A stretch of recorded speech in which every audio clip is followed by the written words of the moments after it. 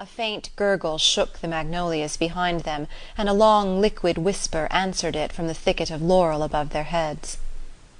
"It's a little late in the year for them. They're ending just as we begin." Susy laughed. "I hope when our turn comes we shall say good-bye to each other as sweetly." It was in her husband's mind to answer, "They're not saying good-bye, but only settling down to family cares." But as this did not happen to be in his plan, or in Susy's, he merely echoed her laugh, and pressed her closer. The spring night drew them into its deepening embrace. The ripples of the lake had gradually widened and faded into a silken smoothness, and high above the mountains the moon was turning from gold to white in a sky powdered with vanishing stars.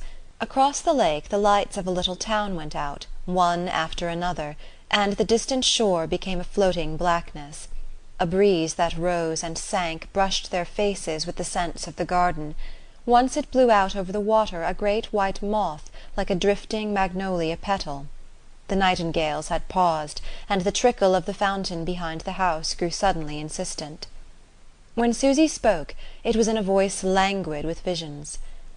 "I've been thinking," she said, "that we ought to be able to make it last at least a year longer." Her husband received the remark without any sign of surprise or disapprobation. His answer showed that he not only understood her, but had been inwardly following the same train of thought. "You mean," he inquired after a pause, "without counting your grandmother's pearls?" "Yes, without the pearls."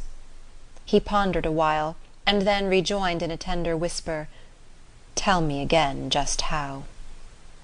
"Let's sit down, then." "No, I like the cushions best."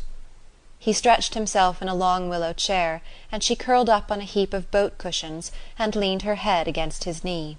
Just above her, when she lifted her lids, she saw bits of moon-flooded sky encrusted like silver in a sharp black patterning of plane boughs. All about them breathed of peace and beauty and stability, and her happiness was so acute that it was almost a relief to remember the stormy background of bills and borrowing against which its frail structure had been reared. "People with a balance can't be as happy as all this," Susy mused, letting the moonlight filter through her lazy lashes. People with a balance had always been Susy Branch's bugbear. They were still, and more dangerously, to be Susy Lansing's. She detested them doubly, as the natural enemies of mankind, and as the people one always had to put oneself out for. The greater part of her life having been passed among them, she knew nearly all that there was to know about them, and judged them with the contemptuous lucidity of nearly 20 years of dependence. But at the present moment her animosity was diminished, not only by the softening effect of love, but by the fact that she had got out of those very people more, yes, ever so much more, than she and Nick in their hours of most reckless planning had ever dared to hope for. "After all, we owe them this," she mused.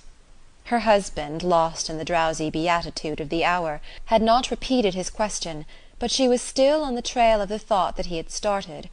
A year, yes, she was sure now that with a little management they could have a whole year of it. It was their marriage, their being together, and away from bores and bothers, in a comradeship of which both of them had long ago guessed the immediate pleasure, but she at least had never imagined the deeper harmony.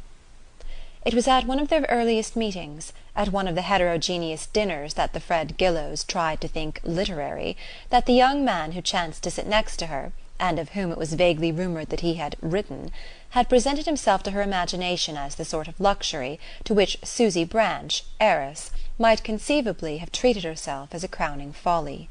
Susy Branch, pauper, was fond of picturing how this fancied double would employ her millions. It was one of her chief grievances against her rich friends that they disposed of theirs so unimaginatively.